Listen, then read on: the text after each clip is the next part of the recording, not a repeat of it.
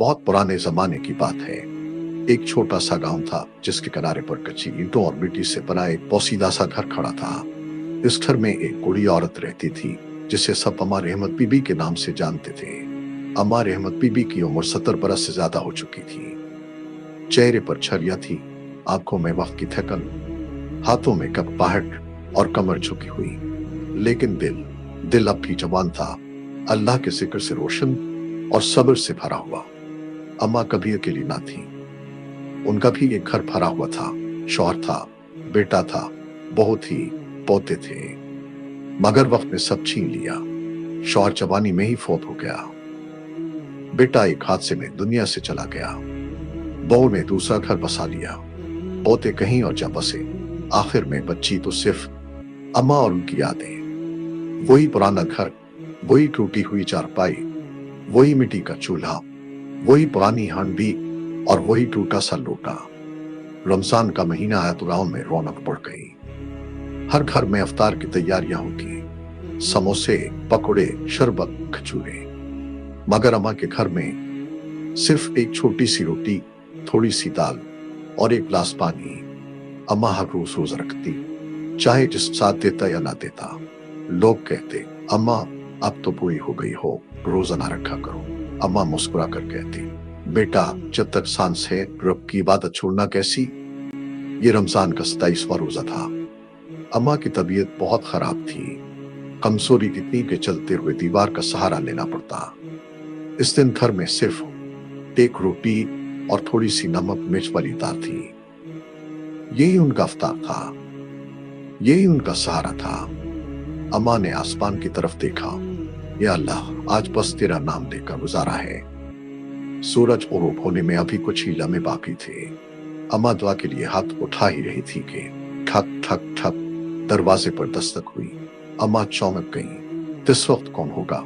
वो आहिस्ता आहिस्ता उठे, लकड़ी का दरवाजा खोला। सामने एक छोटा सा लड़का खड़ा था। लड़के की उम्र शायद 8 या 9 साल थी। फटे कपड़े, मिट्टी से ढका चेहरा, नंगे पांव, आंखों में आंसू और पेट पर हाथ रखा हुआ। वो कांपती आवाज में बोला, अम्मा मुझे भूख लगी है, 2 दिन से कुछ नहीं खाया। ये कहते ही इसकी आंखों से आंसू बहने लगे। अम्मा का दिल लर्ज गया। उनके सामने 2 रास्ते थे, अगर रोटी खुद खाए तो जान बच जाए, अगर बच्चे को दे तो खुद भूखी रह जाए। उनके हाथ कांपने लगे। दिल में वसवसा आया, ये मेरी आखिरी रोटी है, अगर मैं ना खाऊं तो। फिर फौरन दिल ने जवाब दिया, क्या तो अल्लाह पर भरोसा नहीं रखती। अम्मा की आंखों से आंसू बह निकले। अम्मा अंदर गई, रोटी प्लेट में रखी, इस पर थोड़ी सी दाल डाली, पानी का गिलास भरा और खामोशी से बाहर आए। लड़के के सामने रख दिया। नरमी से बोले, बेटा ये मेरा इफ्तार है, आज तुम खाओ।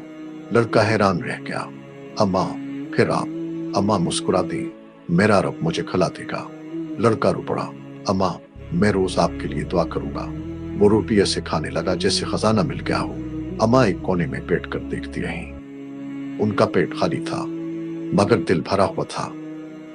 इफ्तार के बाद अम्मा ने सिर्फ पानी पिया, कमजोरी बढ़ गई, सर घूमने लगा, चारपाई पर लेट गई। दिल में बस एक दुआ थी, या अल्लाह मैंने तेरे नाम पर दिया है, मुझे ज़ाय न करना। रात का पिछला पहर था। अम्मा नीम होनोकी में थी कि अचानक दरवाजे पर फिर दस्तक हुई। वो घबरा गई।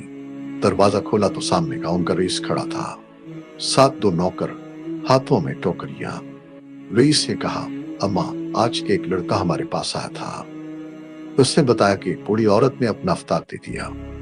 हमने तलाश किया, वो आप थी। उससे टोकरियां खोले, उनमें था आटा, चावल, घी, दाल, कचूरे, फल और कपड़े, साथ लिफाफा जिसमें पैसे थे। अम्मा कांप गई, आंखों से आंसू बहने लगे। हाथ उठाइए, या अल्लाह तेरा शुक्र है, तूने मेरी कुर्बानी कबूल कर ली। इस दिन के बाद अम्मा की जिंदगी बदल गई। मदद करने लगे, वो भूखी ना रही, और वो लड़का, वो पढ़ लिख कर बड़ा इंसान बना और आखिर तक अम्मा का ख्याल रखा। सबक ये कहानी हमें सिखाती है, जो अल्लाह के लिए देता है वो कभी खाली नहीं रहता, कुर्बानी कभी ज़ाय नहीं जाती। भूखे को खिलाना सबसे बड़ी इबादत है। रोजा सिर्फ भूखा रहने का नाम नहीं, बल्कि दिल को साफ करने का नाम है। अगर आपको ये कहानी पसंद आई हो तो मेरे चैनल को सब्सक्राइब करें और बेल आइकन को दबाना ना भूलें, ताकि हर नई आने वाली कहानी का पता चल सके।